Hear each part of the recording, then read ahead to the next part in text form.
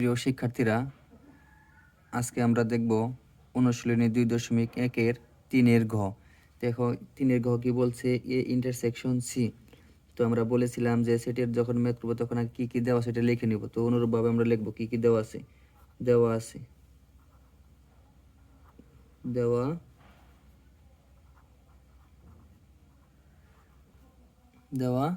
আছে। তো এই জায়গায় কি দেওয়া আছে, এ সেট সমান 2 3 4,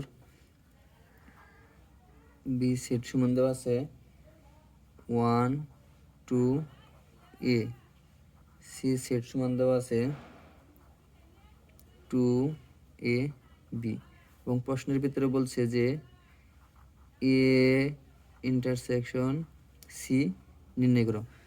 তো এই জায়গায় আছে ইন্টারসেকশন, এটা বলতে বোঝা শুধু কমন। কি একদম সহজভাবে বলতেছি, তোমরা মাথায় রাখবা। এই ইন্টারসেকশন তো কি কমন, তার মানে এ এবং সি এই দুইটা সেটের মধ্যে যেই উপাদানগুলা কমন থাকবে ওই উপাদানগুলাই হবে উত্তর। তো দেখো এই জায়গায় কি দেওয়া আছে, এ সেট কি দেওয়া আছে 2 3 4, ইন্টারসেকশন সি সেট সমান কি দেওয়া আছে 2 এ বি।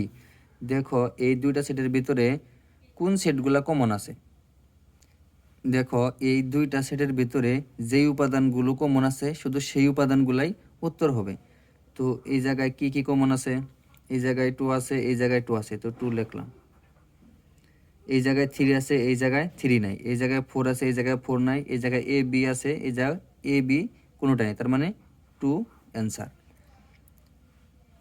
একটা জিনিস সবসময় মনে রাখবা, এই ইন্টারসেকশন তো কি কমন, তার মানে দুইটা সেটের ভিতরে যেই উপাদানগুলো কমন থাকবে ওই উপাদানগুলোই কি উত্তর। তো এই জায়গায় দেখো এ এবং সি এই দুইটা সেটের ভিতরে শুধু 2 কমন আছে, তার জন্য কি লিখছি 2, তার মানে 2ই উত্তর।